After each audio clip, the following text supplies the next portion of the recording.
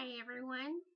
We are back and we are doing chapter 3 today.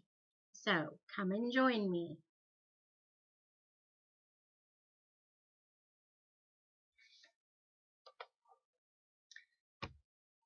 I guess I need to put on my glasses here.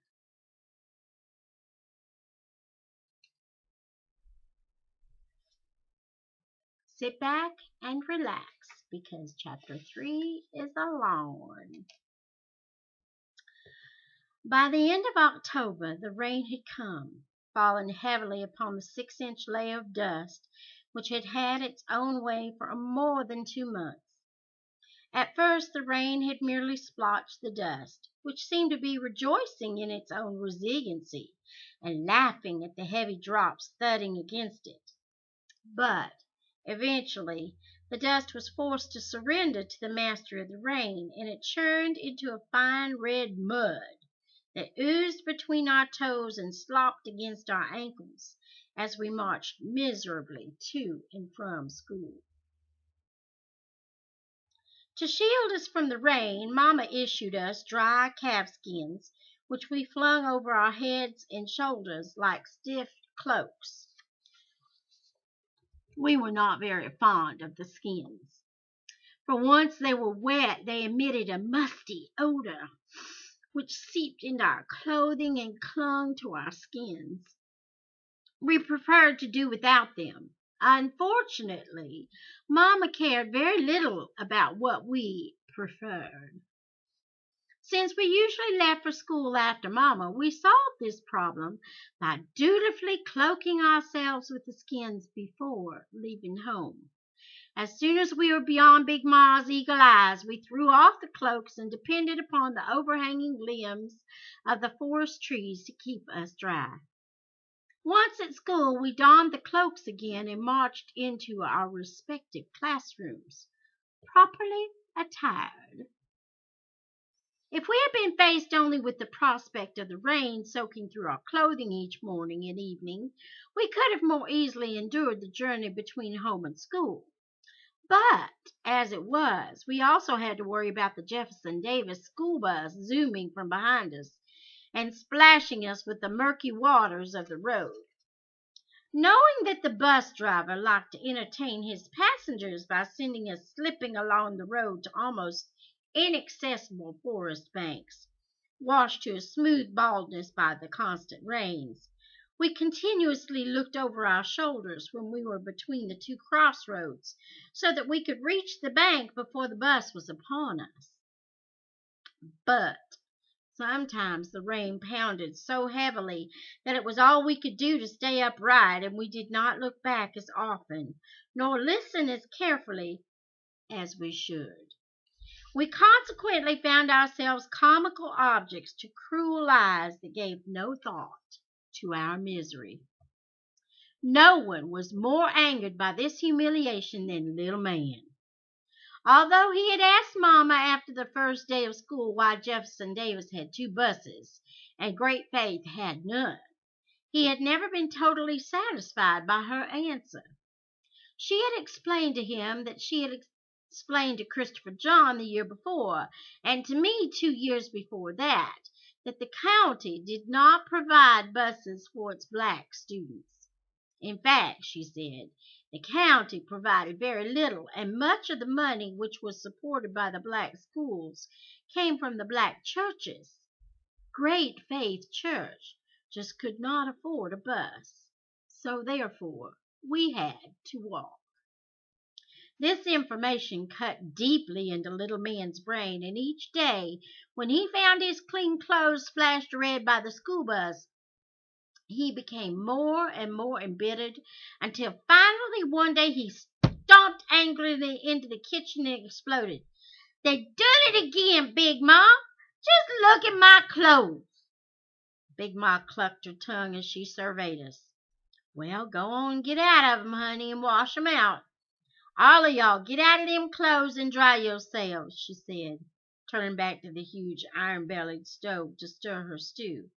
"But, Big Ma, it ain't fair," wailed little man. "It just ain't fair."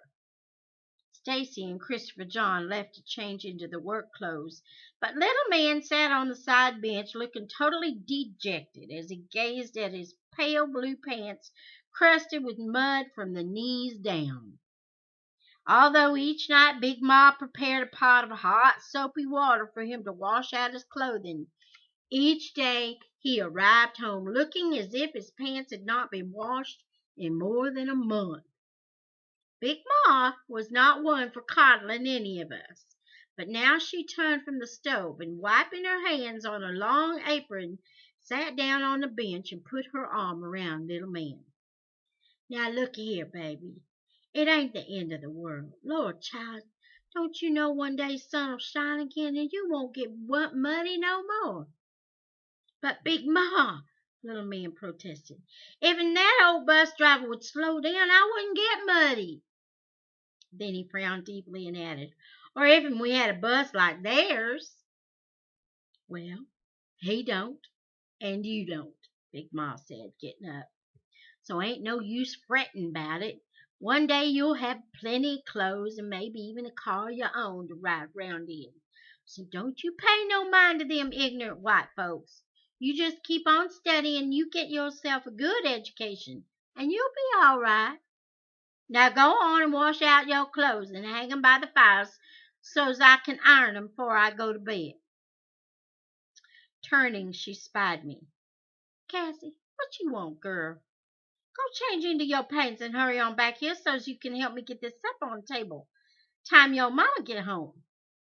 That night, when I was snug in the deep feathery bed beside Big Ma, the tat-tat of the rain against the tin roof changed to a deafening roar that sounded as if thousands of giant rocks were being hurled against the earth.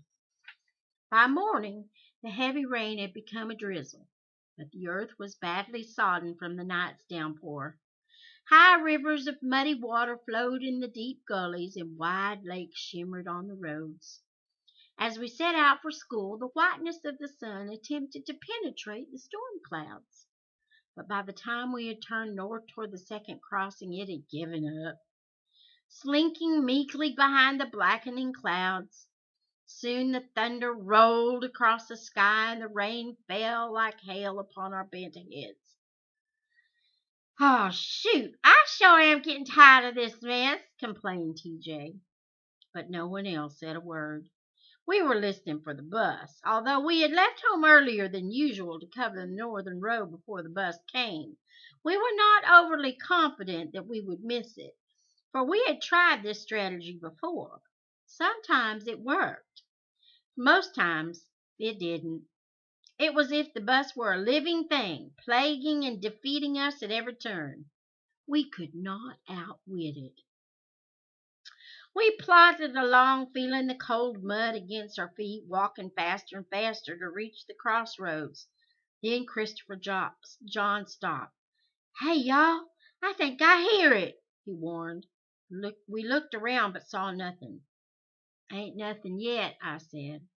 We walked on. "Wait a minute," said Christopher John, stopping a second. "There it is again." We turned, but there still was nothing. "Why don't you clean out your ears?" TJ exclaimed. "Wait," said Stacy. "I think I hear it too." We hastened up the road to where the gully was narrower and we could easily swing up the bank into the forest. Soon the purr of a motor car came closer, and Mr. Granger's sleek silver Packard eased into view.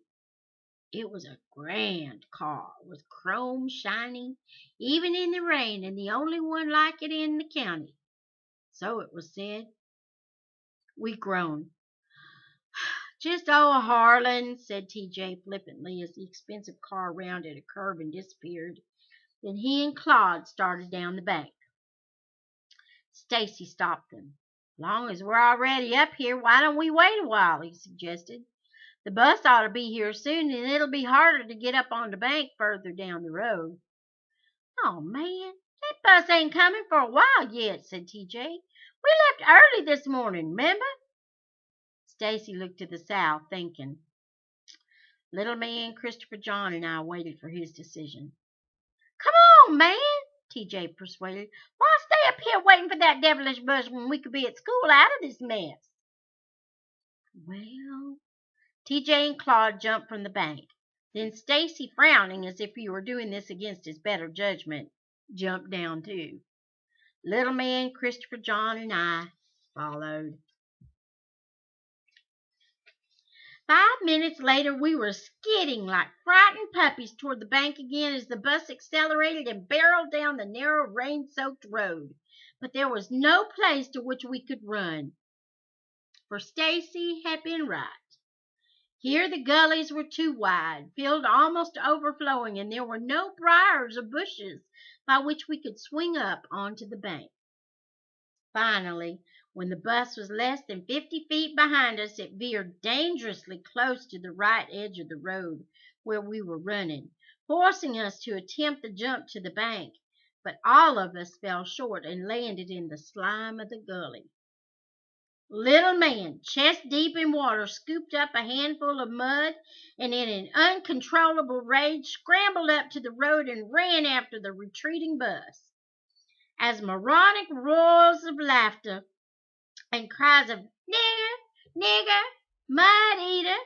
wafted from the open windows, Little Man threw his mud ball, missing the wheels by several feet. Then, totally dismayed by what had happened, he buried his face in his hands and cried. TJ climbed from the gully grinning at Little Man, but Stacy, his face burning red beneath his dark skin, glared so fiercely at TJ that he fell back. "Just one word out of you, TJ," he said tightly. "Just one word."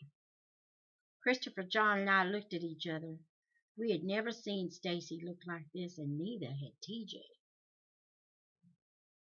"Hey, man," I said, "I ain't said nothing. I'm just as burnt as you are."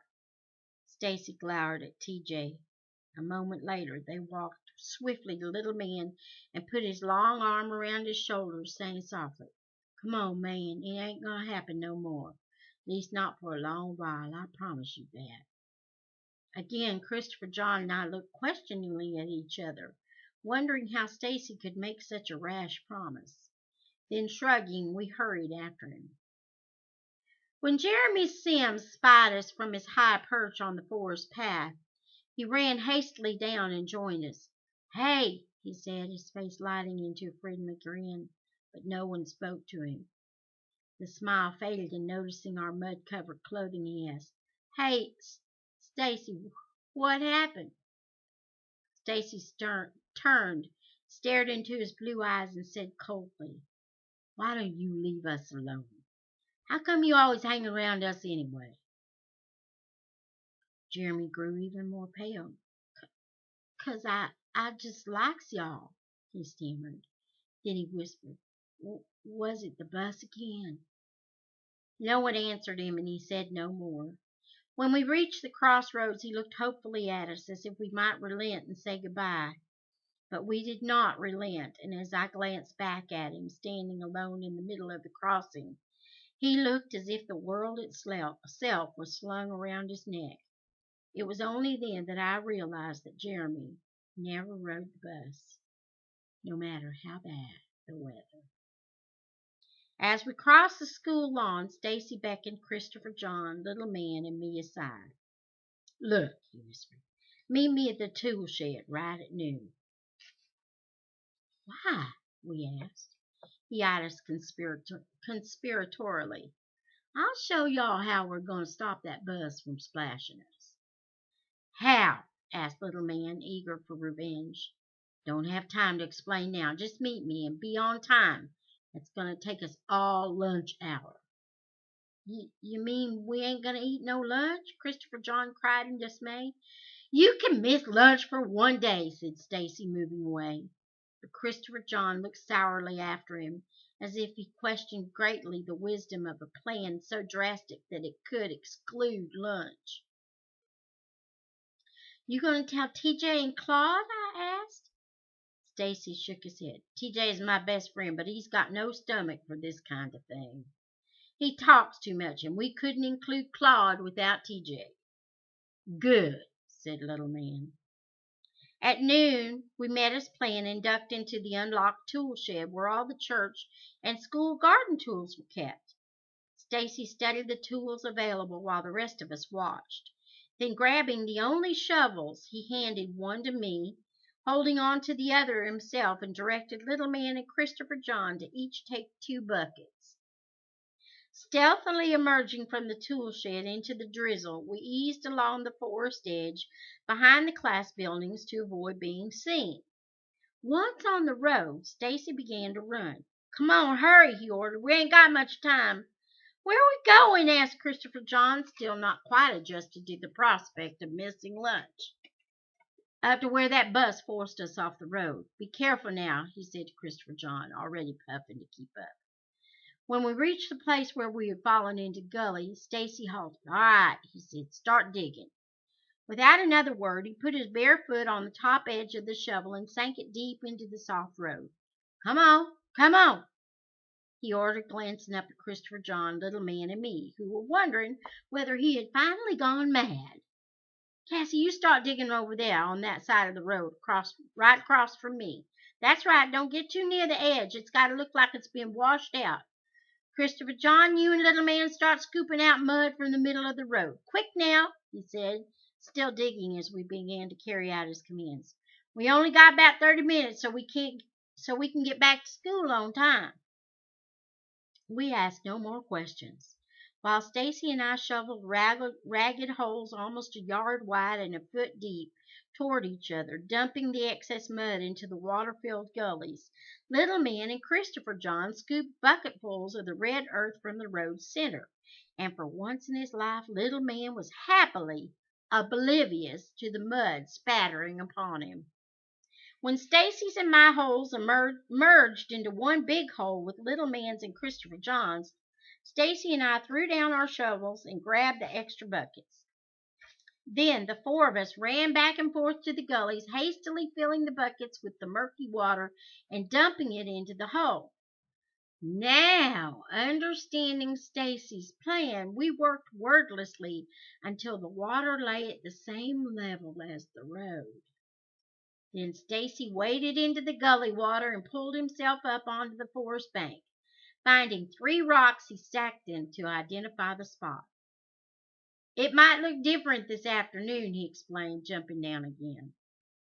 Christopher John looked up at the sky. "Looks like it's gonna rain real hard some more." "Let's hope so," said Stacy. "The more rain, the better. That'll make it seem more likely that the road could have been washed away like that. It'll also keep cars and wagons away." He looked around, surveying the road. "And let's hope don't nothing come along for that bus. Let's go." Quickly we gathered our buckets and shovels and hurried back to school. After returning the tools to the tool shed, we stopped at the well to wash the mud from our arms and feet, then rushed into our classes, hoping that the mud caked on our clothes would go unnoticed. As I slipped into my seat, Miss Crocker looked at me oddly and shook her head. But when she did the same thing as Mary Lou and Alma sat down,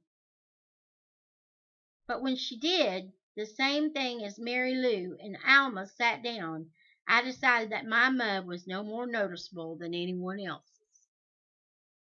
Soon after I settled down to the boredom of Miss Crocker, the rain began to pound down again, hammering with great intensity upon the tin roof. After school it was still raining as the boys and I, avoiding TJ and Claude, rushed along the slippery road, recklessly bypassing more cautious students.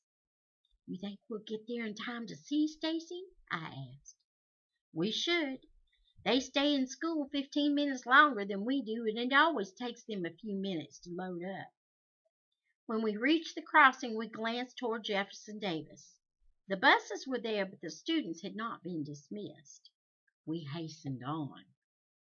Expected to see the yard-wide ditch we had dug at noon, we were not prepared for the 12-foot lake which glimmered up at us. "Holy smokes, what happened?" I exclaimed. "The rain," said Stacy. "Quick, up on the bank." Eagerly we settled onto the muddy forest floor and waited. "Hey, Stacy," I said, "won't that big a puddle make that old driver cautious?" Stacy frowned, then said uncertainly, I don't know. Hope not.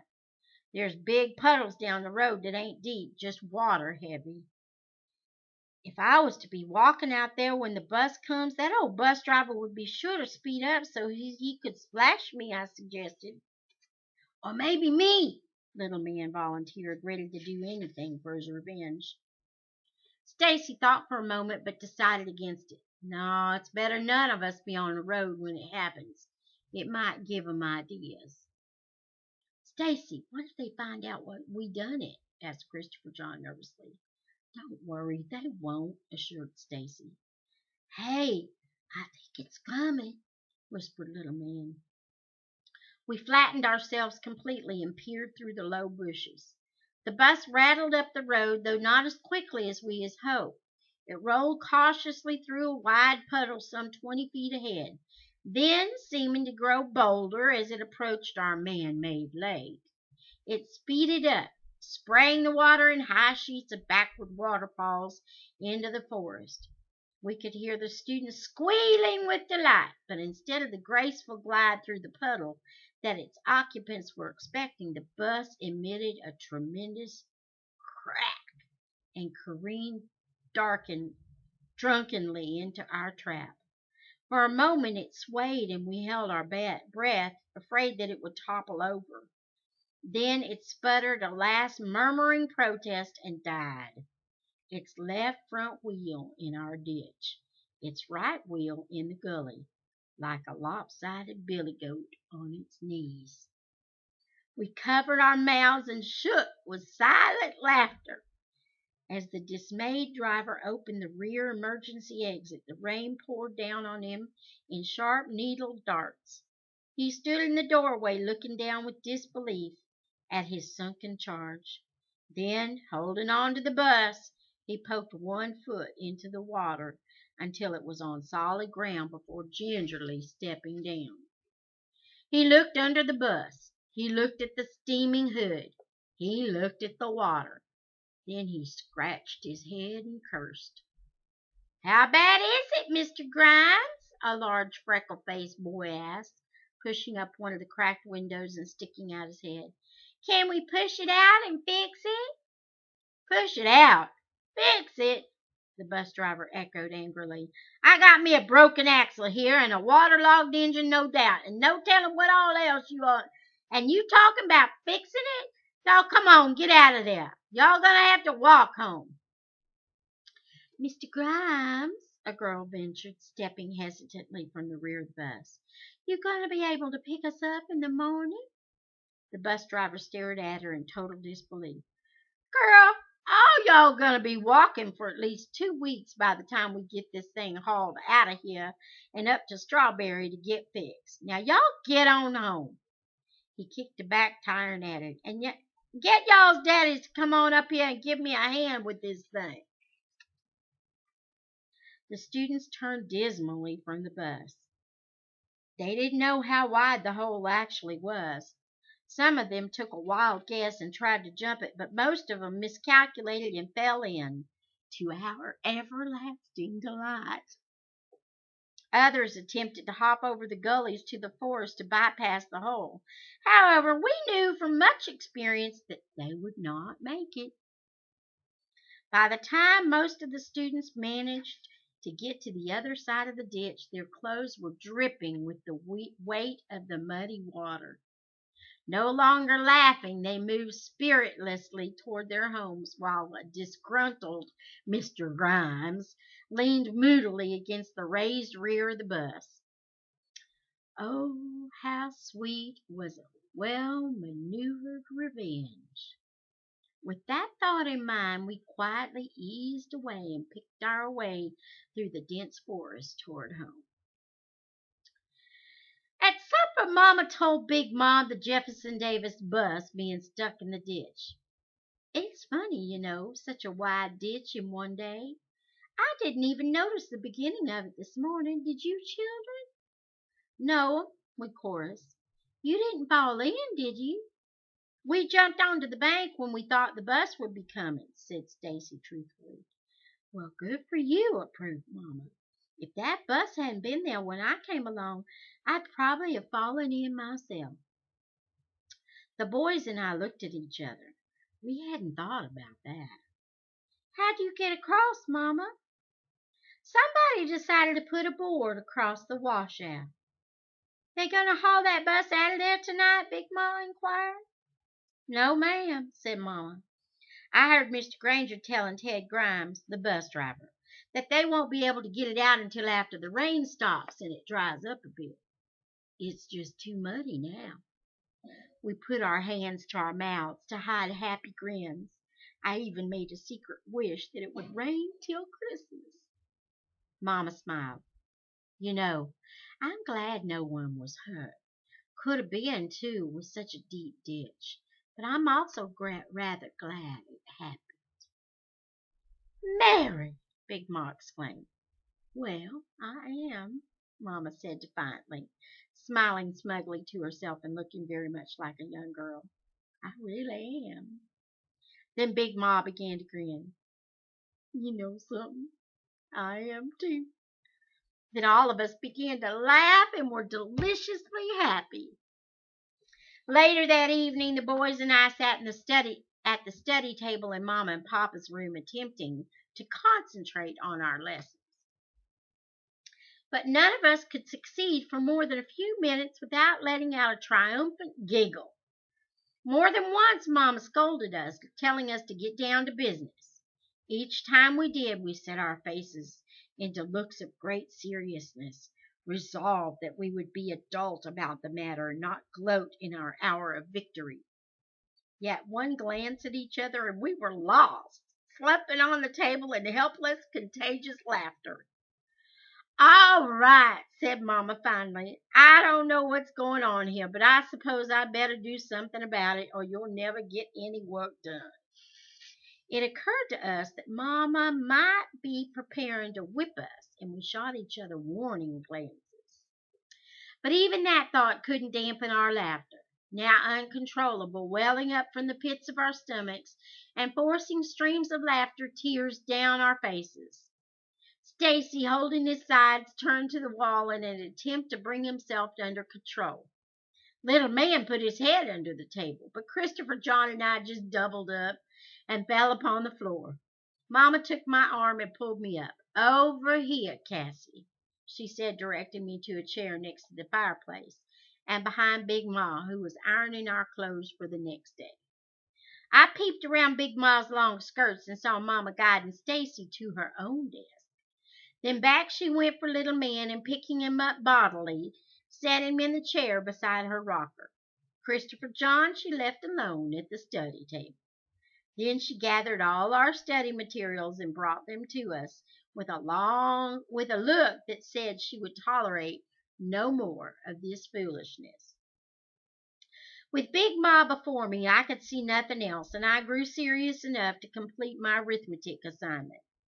When that was finished, I lingered before opening my reader, watching Big Ma as she hung up my iron dress, then placed her heavy iron on a small pile of embers burning in a corner of the fireplace, and picked up a second iron already warming there. She tested the iron with the tap of her finger and put it back again. While Big Ma waited for the iron to get hot, I could see Mama bending over outspread newspapers, scraping the dried mud off the old field shoes of Papa's, which she wore daily, stuffed with wads of newspaper over her own shoes to protect them from the mud and rain. Little man beside her was deep into his first grade reader, his eyebrows furrowed in concentration. Ever since Mama had brought the reader home with the offensive inside cover no longer visible, little man had accepted the book as a necessary tool for passing the first grade. But he took no pride in it. Looking up, he noticed that Big Ma was now preparing to iron his clothes, and he smiled happily. Then his eyes met mine, and silent laughter creased his face. I muffled a giggle, and Mama looked up. "Cassie, you start up again, I'm sending you to the kitchen to study," she warned. "Yes'm," I said, settling back in my chair and beginning to read. I certainly did not want to go to the kitchen. Now that the fire no longer burned in the stove, it was cold in there. The room grew quiet again except for the earthy humming of Big Ma's rich alto voice, the crackle of the hickory fire, and the patter of rain on the roof. Engrossed in a mystery, I was startled when the comfortable sounds were shattered by 3 rapid knocks on the side door. Rising quickly, Mama went to the door and called, "Who is it?" "It's me, ma'am," came a man's gravelly voice. "Joe Avery." Mama opened the door, and Mr. Avery stepped dripping into the room. "Why, Brother Avery," Mama said, "what are you doing out on a night like this? Come on in, take off your coat and sit by the fire. Stacy, get Mr. Avery a chair." "No," said Mr. Avery, looking rather nervously over his shoulder into the night. "I ain't got but a minute." He stepped far enough into the room so that he could close the door, then nodded to the rest of us. "Evening, Miss Caroline. How you tonight?" "Oh, I'll do, I reckon," said Big Ma, still ironing. "How's Miss Fanny?" "She's fine," he said without dwelling on his wife. "Miss Logan, I come to tell you something. Something important. Mr. Morrison here." Mama stiffened. "David, you heard something about David?" "Oh, no," replied Mr. Avery hastily. "I ain't heard nothing but about your husband, ma'am." Mama regarded him quizzically. It's them again. They's riding tonight." Mama, her face pale and frightened, glanced back at Big Ma. Big Ma held her iron in midair. "Children," Mama said, "I think it's your bedtime." "But, Mama," we chorused in protest, wanting to state and hear who was riding. "Hush," Mama said sternly. "I said it was time to go to bed. Now go." Groaning loudly enough to voice our displeasure, but not loudly enough to rouse Mama's anger, we stacked our books upon the study table and started toward the boys' room. "Cassie," I said, "go to bed. That's not your room." "But, Mama, it's cold in there," I pouted. Usually we were allowed to build small fires in the other rooms an hour before bedtime to warm them up. "You'll be warm once you're under the covers. Stacy, take the flashlight with you and light the lantern in your room. Cassie, take the lamp from the desk with you." I went back and got the kerosene lamp, then entered my bedroom, leaving the door slightly ajar. "Close that door, Cassie." Immediately the door was closed. I put the lamp on the dresser, then silently slid the latch off the outside door and slipped onto the wet front porch. I crossed to the boys' room. Tapping lightly, I whispered, "Hey, let me in." The door creaked open and I darted in. The room was bathed in darkness. "What they say?" I asked. "Shh," came the answer. I crept to the door leading into Mama's room and huddled beside the boys.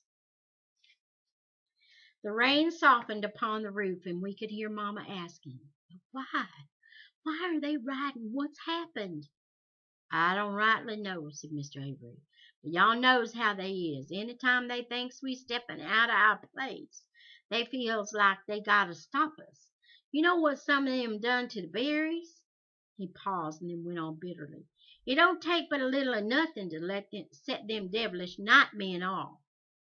"But something must have happened," Big Ma said. "How you know about it?"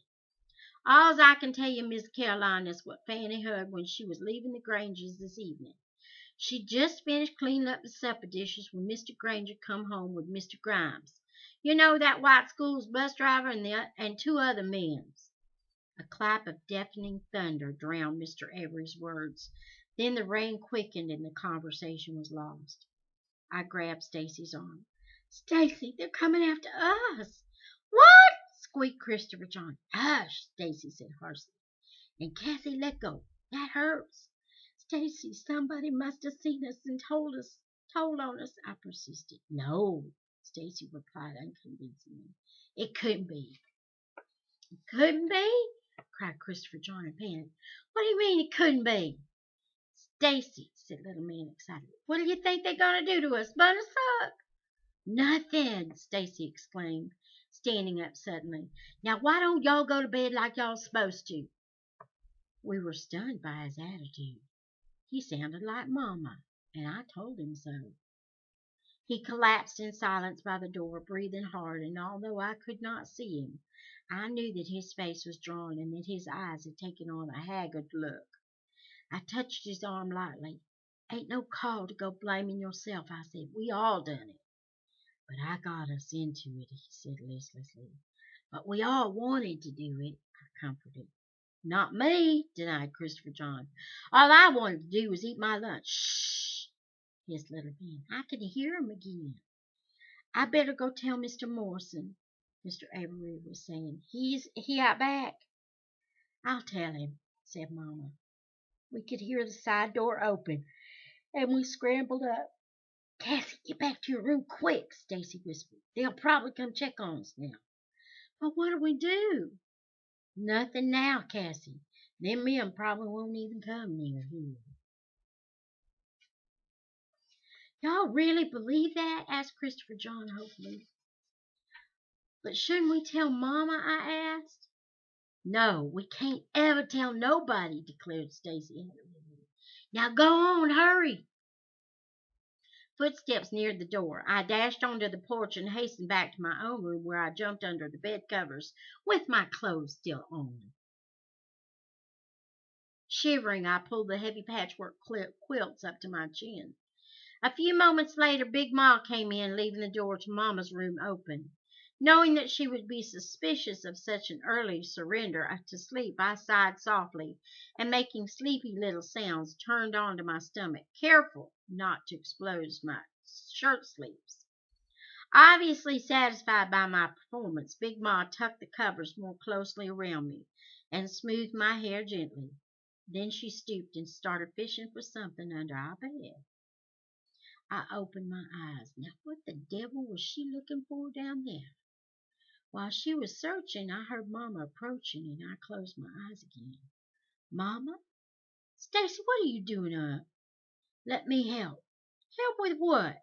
With whatever's the matter." Mama was silent a moment and then said softly, "Thank you, Stacy, but Big Ma and I can handle it." "But Papa told me to help you." "And you do, more than you know. But right now you could help me most by going back to bed. It's a school day tomorrow, remember?" "But, Mama, if I need you, I'll call you, I promise." I heard Stacy walk slowly away, then Mama whispering in the doorway, "Cassie asleep?" "Yeah, honey," Big Ma said. "Go on and sit back down. I'll be out in a minute." Then Big Ma stood up and turned down the wick of the kerosene lamp. As she left the room, my eyes popped open again, and I saw her outlined in the doorway, a rifle in her hand. Then she closed the door, and I was left to the darkness. For long minutes I waited, wide awake, wondering what my next move should be. Finally deciding that I should again consult with the boys, I swung my legs over the edge of the bed, but immediately had to swing them back again as Big Ma re-entered the room. She passed the bed and pulled a straight-back chair up to the window, parting the curtains so that the blackness of the night mixed with the blackness of the room. She sat down without a sound. I heard the door to the boys' room open and close, and I knew that Mama had gone in. I waited for the sound of the door opening again, but it did not come. Soon the chill of the cotton sheets beneath me began to fade, and as Big Ma's presence lulled me into security, I did not really feel. I fell asleep. When I woke, it was still nightly dark. "Big Ma," I called. "Big Ma, you there?" But there was no reply from the chair by the window. Thinking that Big Ma had fallen asleep, I climbed from the bed and felt my way to her chair. She wasn't there. Outside, an owl hooted into the night, quiet now except for the drip-drap of water falling from the roof. I stood transfixed by the chair, afraid to move. Then I heard a noise on the porch. I could not control my trembling. Again the noise, this time close to the door, and it occurred to me that it was probably the boys coming to confer with me. No doubt Mama had left them alone too. Laughing silently at myself, I hurried on to the porch. Stacy, I whispered.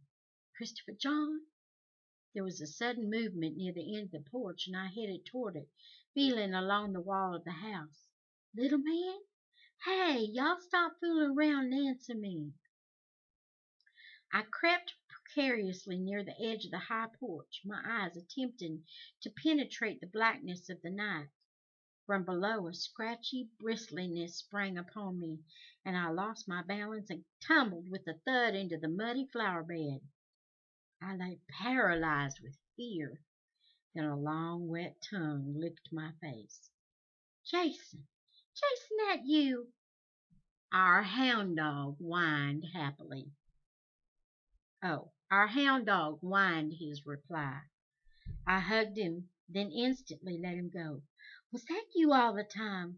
Look what you gone and done, I fussed, thinking of the mess I was in with mud all over me.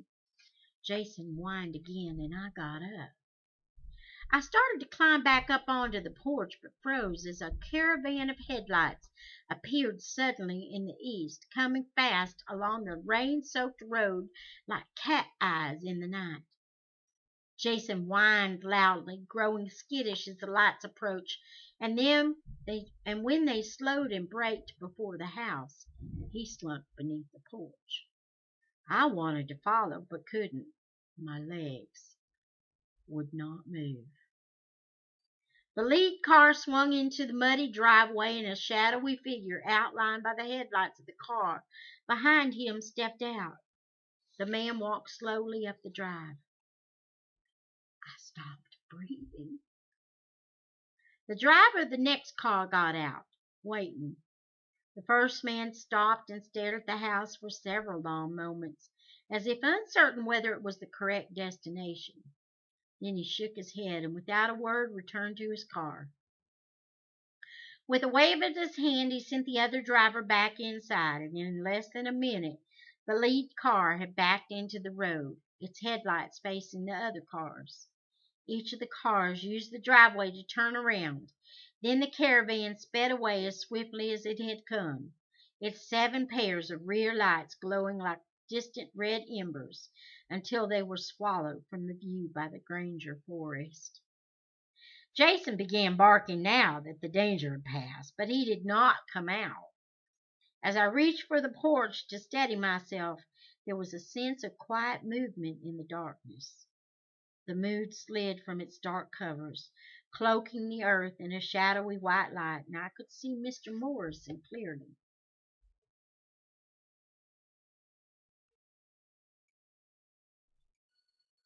Moving silently like a jungle cat from the side of the house to the road, a shotgun in his hand. Feeling sick, I crawled onto the porch and crept trembling toward the door. Once inside the house, I leaned against the latch while waves of sick terror swept over me. Realizing that I must get into bed before Mama or Big Ma came from the other room, I pulled off my muddy clothes, turning them inside out to wipe the mud from my body, and put on my night clothes. Then I climbed into the softness of the bed. I lay very still for a while, not allowing myself to think, but soon, against my will, the vision of ghostly headlights soaked into my mind, and an uncontrollable trembling racked my body, and it remained until the dawn, when I fell into a restless sleep. And that's the end of chapter 3. Until we meet again, and until next time, may the Lord bless you and keep you. May he make his face to shine upon you and be gracious to you. May the Lord lift up his countenance upon you and grant you his peace.